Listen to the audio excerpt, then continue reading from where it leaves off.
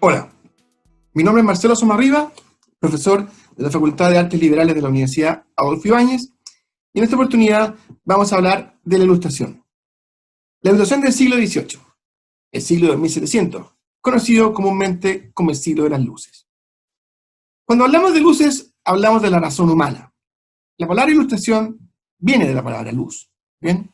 Este momento intelectual, o de las ideas, fue una continuación del gran adelanto del conocimiento humano que se produjo durante lo que se llamó como la revolución científica que ocurrió el siglo anterior, es decir, el siglo XVII. La revolución científica fue una verdadera revolución del saber humano, que modificó muchas de las ideas existentes hasta el momento sobre el hombre y el mundo, gracias a importantes descubrimientos en el conocimiento de la naturaleza y el universo, o la astronomía, que hicieron hombres como Galileo Galilei e Isaac Newton. ¿Bien? Esta revolución científica fue la base sobre la cual se desarrolló en Europa lo que se conoce como la Ilustración. ¿Bien? Cuando hablamos de la razón, nos referimos a que todo lo que sabemos o conocemos proviene de la experiencia de los sentidos aplicada al mundo real. Los pioneros de la exploración científica de la revolución anterior habían aplicado al conocimiento de la naturaleza y el universo, los autores de la Ilustración lo aplicaron al hombre y a toda clase de asuntos humanos, como a la sociedad, la política, etc., incluyendo, por supuesto, también a la naturaleza y el universo. ¿Qué significa esto de la razón, o de aplicar la luz de la razón? Significa que la razón tenía que ser la principal fuente del saber, y no la autoridad o la tradición. Conocer no se trataba entonces de repetir simplemente lo que decían los autores más antiguos, o creer que algo fuera cierto porque lo decía la Biblia, sino que porque era cierto porque se basaba en la experiencia de los sentidos. Era demostrable, y esta demostración podía estar al alcance de todos. Esto, como ustedes imaginarán, puso de frente a la Ilustración con la religión, donde muchas de las supuestas verdades se basaban en la creencia o en la fe.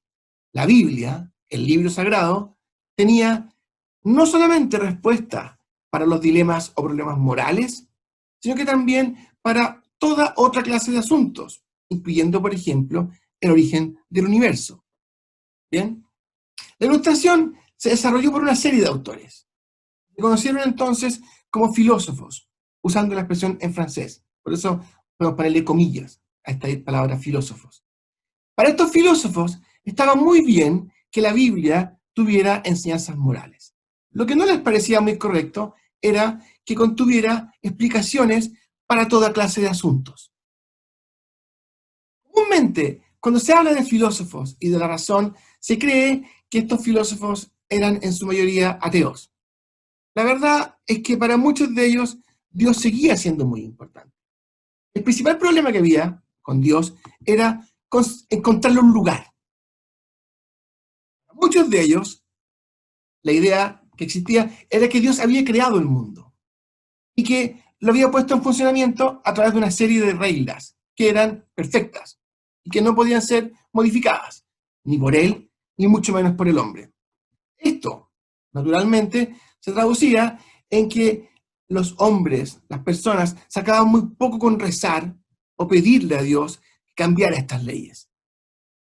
Todo esto, como se imaginarán, supuso un importante conflicto entre los filósofos y la Iglesia Católica, y se inició entre ellos un gran debate. Cuando hablamos de filósofos, nos referimos a nombres como Voltaire, Rousseau, Diderot y muchos otros más, que lo importante no eran necesariamente académicos o profesores, ni funcionaban en las universidades. Casi todos ellos no fueron a la universidad. El principal centro de operaciones que tuvieron estos filósofos fue la ciudad misma. Los cafés, los salones y otros espacios de reunión donde la gente de cualquier origen podía participar o incorporarse, siempre y cuando tuviera algo inteligente que decir, lo que por supuesto no es fácil. La discusión entonces se hizo pública y los temas que se debatían eran del interés de todos. Como el número de personas que sabía leer y escribir había aumentado considerablemente, era cada vez mayor el interés por participar en estas reuniones de asuntos públicos, que se difundían en toda clase de material impreso, libros, panfletos, periódicos, etc. La discusión de asuntos públicos consistía básicamente en debatir sobre la sociedad y sobre la política. Y, como ustedes imaginarán, los filósofos se encontraron con otro rival, el gobierno de los reyes, que en esta época mayoritariamente tomó la forma de una monarquía absoluta, donde la mayor parte del poder se concentraba en las manos del rey. Los filósofos criticaron las ideas sobre esta monarquía absoluta que existía en la época, principalmente la idea que consideraba que la fuente o el origen del poder del rey provenía de Dios. Para los filósofos, este no podía ser el fundamento de la autoridad. En cambio, propusieron que el poder o la principal fuente de la autoridad de este poder era la sociedad. ¿Bien? Los hombres y mujeres dejaron de ser considerados entonces como súbditos y pasaron a considerarse como ciudadanos, iguales por naturaleza. Para los filósofos, esto parecía coherente con la finalidad o el sentido que le asignaban al gobierno. El gobierno no estaba ahí para enriquecer o fortalecer al monarca, sino que para conseguir o garantizar el bienestar de la sociedad. Bien, esta idea, que se conoció como la soberanía popular, consideraba entonces que el poder provenía de la sociedad, que se la transfería o se la transmitía a la autoridad que gobernaba. Para algunos filósofos, la forma ideal de gobierno era la república. Para otros, era una monarquía que gobernaba en conjunto con un parlamento, que era supuestamente elegido por la ciudadanía.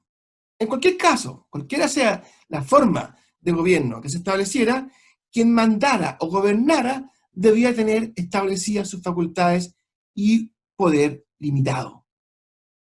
Estos límites y facultades que tenía la autoridad, así como los derechos naturales que tenían los ciudadanos, debían de estar declarados en una ley principal, que estuviera por encima de todos.